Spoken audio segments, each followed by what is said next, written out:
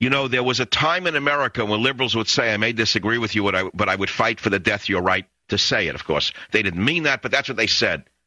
Today you have liberals who say, I may disagree with what you say, but I would kill you rather than listening to it.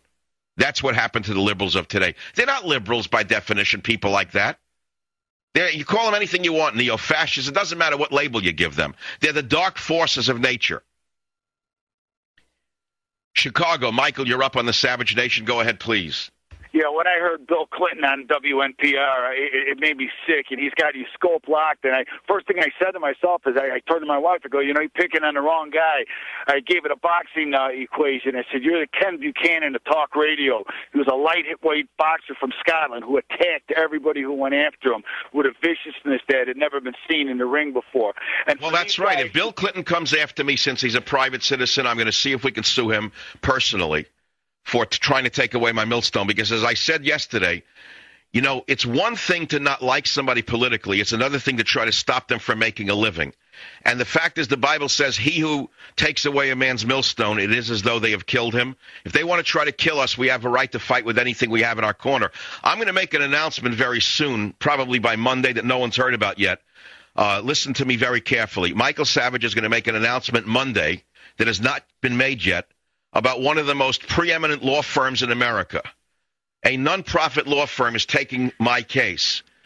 I will have access to 550 lawyers, conservative lawyers, willing to go to battle for me in the courts to make certain that the dark forces of nature, such as Bill Clinton and Debbie Stabenow, do not close down freedom of speech. So don't worry about me.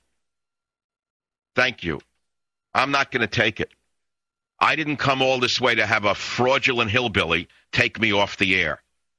Now, you got to ask yourself, why would a man who's made so much money, despite all the criticism, what is it that he's hiding? Why does he want us off the air? What is it that we do that's so dangerous? You have to think about this very carefully, you know? No, but I'm asking you specifically about the so-called fairness doctrine. I'm sure you're aware of it. Bill Clinton came out yesterday and said he wants it enacted. Debbie Stabenow wants it enacted. Nancy Pelosi wants it enacted. They all want conservative voices constrained in the media.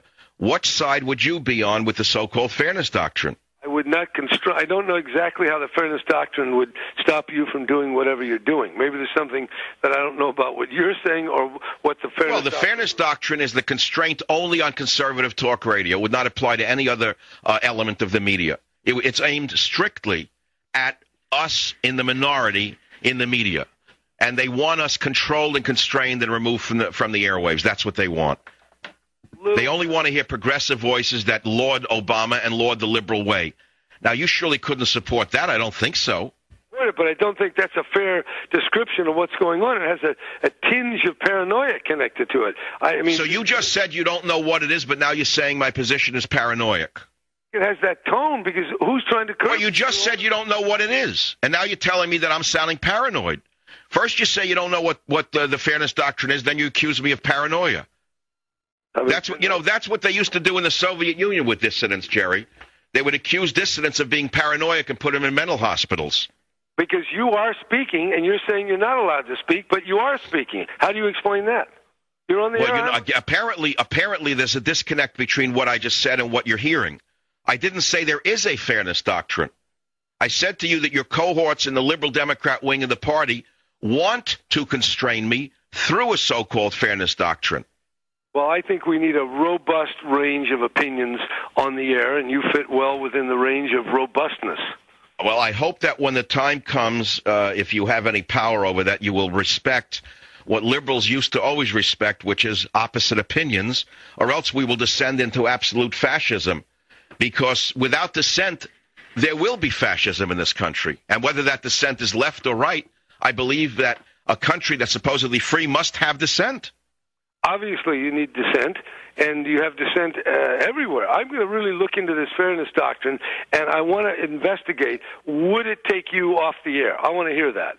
Well, you're making it more broad than it is. Of course it wouldn't take me off the air. It would take my opinions off the air, is what it would do. You see, well, would it apply to NPR? Would NPR, which is all liberal all the time, have to have Michael Savage on or a conservative viewpoint? No, it wouldn't. It is aimed only at Michael Savage, Rush Limbaugh, Sean Hannity, and in other words, the top five. There's something we're doing that must be right because they're all up in arms over us. I don't understand it with a party that has so much power, what kind of threat we are. I think you're getting some pretty good ratings, some of those guys. That's Who? true. So for maybe better than NPR. But it's a different look. They're different kind of people. People listen to NPR probably don't want to listen to you. So, I mean, that's just the way the world is. I understand that, right? So they have a right to tune in what they want to listen to. That's exactly our defense, which is that we made it in radio because there's an audience for us. Because they can't find it on TV, they can't find it in most of the cable channels, but they can find it in AM radio where they run conservative talk. So that's why we say let the marketplace determine what people listen to, not the government. But I don't know exactly where you stand on that. You starting to sound as though you want a little state control over the media. Well, a little state control wouldn't hurt anybody.